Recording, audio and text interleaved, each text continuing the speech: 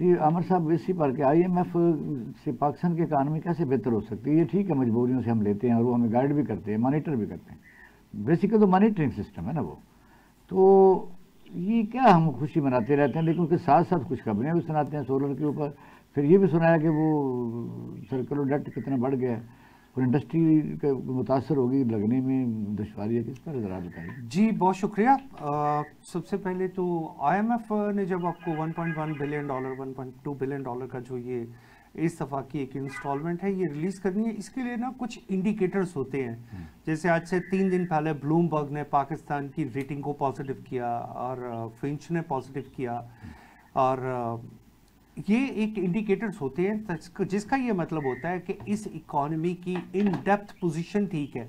इसको कोई भी मैनिपुलेट नहीं कर सकता, ना मैं ना कोई और। हम लोगों ने अपनी इकोनॉमी के फिगर्स देने होते हैं, IMF उसके मुताबिक हमें एक डिज़ाइन करके देता है चीज़। तो उसके मुताबिक मैं ये समझता हूँ कि अगर IMF ने ये कहा है कि we are going to release this money, इसका ये मतलब नहीं है कि पाकिस्तान ये $1.1 बिलियन लेके सिर्फ अपने कर्जे उतारने पे या तनख्वाहें देने पे लगा देगा। ये पूरी दुनिया के पास एक मैसेज जाता है कि हमारी इकोनॉमी पॉजिटिव साइड पे मूव कर रही है।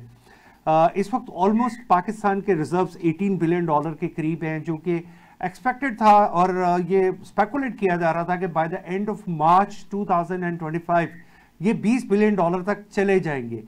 अभी थोड़ा सा डिफिकल्टी ज़रूर है, लेकिन हमारी रिमिटेंसेस प्लस पे जा रही हैं और हमारे इंडिकेटर्स ठीक जा रहे हैं। दुनिया जितनी मर्जी बातें कर ले, लोग बातें करने वाले वो लोग भी हैं जिनका इकोनॉमी से ताल्लुक नहीं होता, लेकिन वो अपनी सियासी दुकानदारी के लिए कि जी IMF ने ये कर दिया, उन्हें IMF की एब्रीविएशन पूछ ले किस वर्ड की है तो उन्हें ये भी नहीं आता।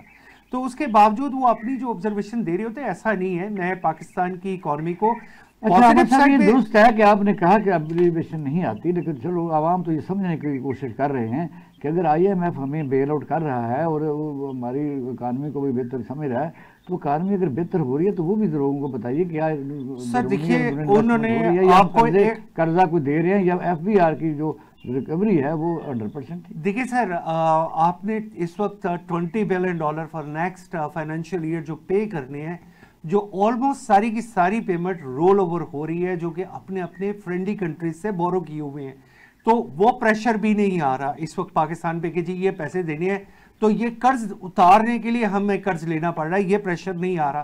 फिर IMF ने एक बात कही कि आप अपनी GDP का 13% जो है वो कम से कम 13% लेके आए टैक्स नेट में। ये एक बड़ी पॉजिटिव बात है। Why not? हमारा आज हम अपनी GDP का 9% सिर्फ जो है वो टैक्सेस से कलेक्ट कर रहे हैं, जबकि पूरी दुनिया में इसके पैरामीटर्स बड़े डिफरेंट हैं। ये बात है कि जब से IMF आया है उन्होंने ऐसी शरायत हमेशा रखी हैं, उन्होंने हमेशा गाइड किया कि आप टैक्स कलेक्शन में तो वसी करें, लेकिन हमने नहीं बात। कौन सा रोमांस है इस वक्त वो हमें? बादशाह साहब, आपके साथ एक मुल्क है अफगानिस्तान, जिसको हम अंडर डेवलपिंग या थोड़ी सी, अफगानिस्तान में जब तक आपका टैक्स नंबर नहीं है तो आपके पासपोर्ट के ऊपर बिजनेस पासपोर्ट नहीं लिखा जा सकता। ठीक है, ये मैं अफगानिस्तान की एग्जांपल दे रहा हूं आपको।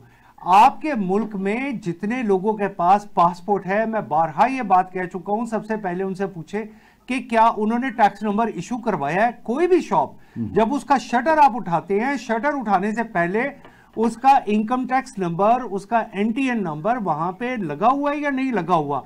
क्या इस काम के लिए हमें किसी IMF से पूछने की जरूरत है? ये तो वो काम है जो हमें बड़े साल पहले कर लेने चाहिए थे।